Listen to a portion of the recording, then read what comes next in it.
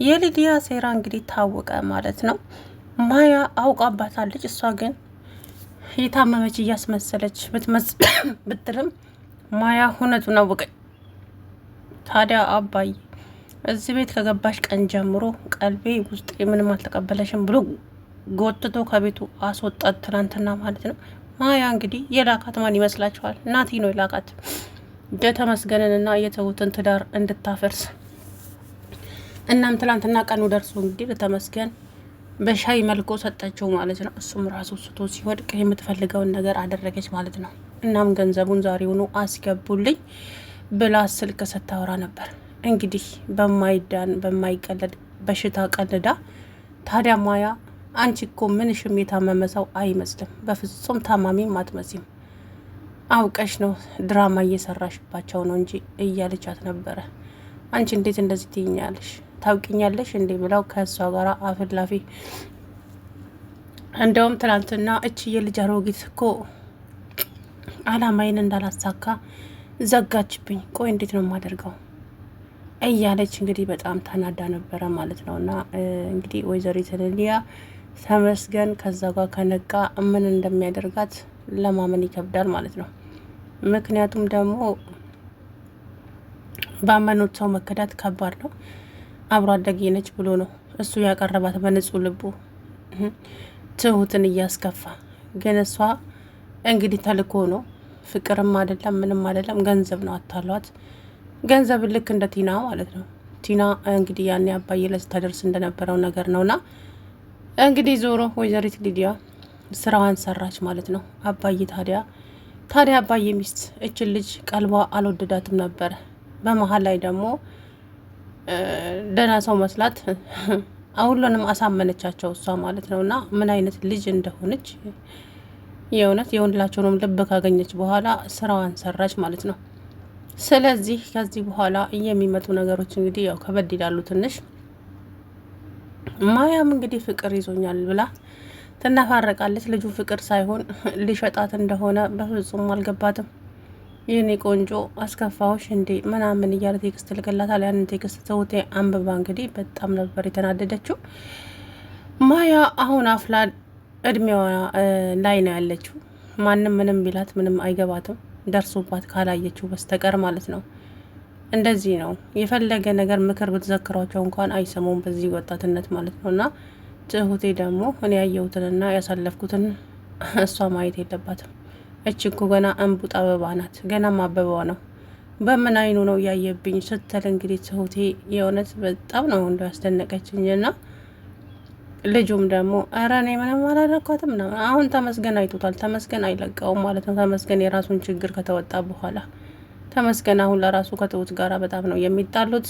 አንተ ወደ ቤት ምን ልትሰራ መጣ እያለ እንግዲህ እናም እንግዲህ ተመስገን አሁን ከባድ ችግር ውስጥ ነው ገብቷል ማለት ነው። ምክንያቱም ሊዲያ እንግዲህ እሱ በንጹህ ልቡ ነበር የቀረባት። እሷ ግን አውቃ ከትሁቴ ልታለያየው ሆን ብላ ነው የተላከችው። ያንንም ታዲያ አሳካችው። ታዲያ ይሄንን ነገር በፍጹም ሊጠረጥራት እንኳን አልቻለም እሱ። ምክንያቱም አብሮ አደጌ ናት። በዛ ላይ ደግሞ አሟታል። እያመማት እንዴት ልግፋት ልራቃት እያለ ታዲያ ትሁት ብትንጨረጨርም እሱ ግን በንጹህ ልቡ ነበረችን የቀረባት። እሷ ግን ስራዋን ሰራች። የምትፈልገውን ነገር እንግዲህ አደረገች እንዳያችሁት። ምክንያቱም የላካትን ሰው እንግዲህ ወንድ ነው። ትናንትና ወደዚህ ጠጋ በልና መድኃኒቱን አቀብለኝ ስትል ነበር ማለት ነው። እነ ትሁቴ በአጋጣሚ የሉም፣ አስቤዛ ሊገዙ ወጥተዋል። ያንን ተጠቀመችና ከዛ በኋላ እነሱ ተመልሰው ሊዝናኑ ሲወጡ ተመስገን እንግዲህ ወደ ቤት ተመልሶ ነበረ። አባዬ አረና አብረን እንሂድ፣ ከዛ አብረን እንመለሳለን። አንተ ካልሄድክ እኔም አልሄድም። አይ አባዬ ጥሩ ስሜት እየተሰማኝ ስላልሆነ ወደ ቤት መሄድ አለብኝ፣ ትንሽ ልረፍ አለ። አረና እባክህ ብቻህን ማን እንሰራለን? እቤት እኮ ማንም የለም፣ እነሱም ወጥተዋል፣ ችግር የለውም ብቻዬን አረፍ እላለሁ ብሎ ወደ ቤት ሲመለስ እንግዲህ በደስታ ፈገግ ብላ ጉንጩን ስማ ተቀበለችው። አንቺ ምን እያደረግሽ ነው?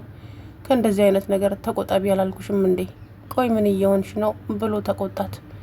ከዛ ምን ችግር አለው? አንተ ደግሞ ሁሌ ታርቀኛለህ።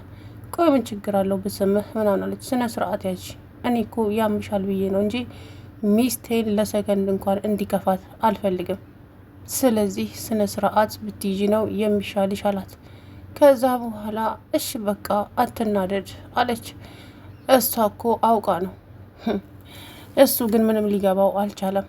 እሷ አውቃ እየተጫወተችበት ነው። ተልካ ስለመጣች ገንዘቧን እስከሚያስገቡላትና ቀኑን እየተጠባበቀች ነበር። ችን አጋጣሚ ተጠቀመችና እንግዲህ ስራዋን ሰራች። ከዛ በኋላ እንግዲህ ትናንትና እንዳያችሁት ሻይ ላፍላልህ፣ ልጨፍርልህ፣ ልደንስልህ ብቻ ምን ያላለችው ነገር አለ። ስለዚህ ከዚህ በኋላ እንግዲህ የትሁትና የተመስገን ነገር እንዴት ነው የሚሆነው?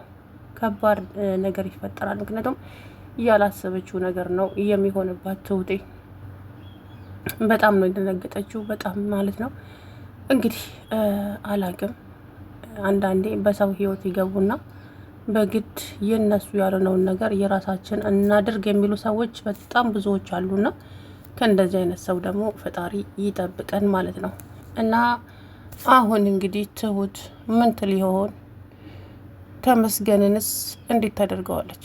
እውነት ይከብዳል። በጣም ነው የሚከብደው። ለምን ይከብዳል? ብቻ በአጠቃላይ የምላችሁ ነገር የለኝም።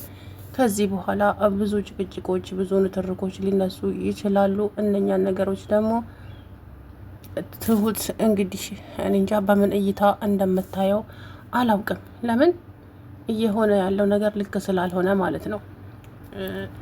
እቺ ሴትዮ ታዲያ ልክ እንዳየቻት ነበረ ማያ ያልወደደቻት። እቺ ሴትዮ ተልኮ ነው ያላት፣ ተልካ ነው የመጣችው። ሲጀመር እዚህ ቤት ውስጥ አላመማትም ስትል ታይ ማያ እንደዚህ አይባልም እንጂ አሟት እንጂ ባያማት ኖሮማ እዚህ ቤት ምን ትሰራለች ምናምን አለች። አይ እኔ ግን እንደዛ አይመስለኝም እህቴ፣ አንቺ ሁሉንም ሰው ታምኛለሽ።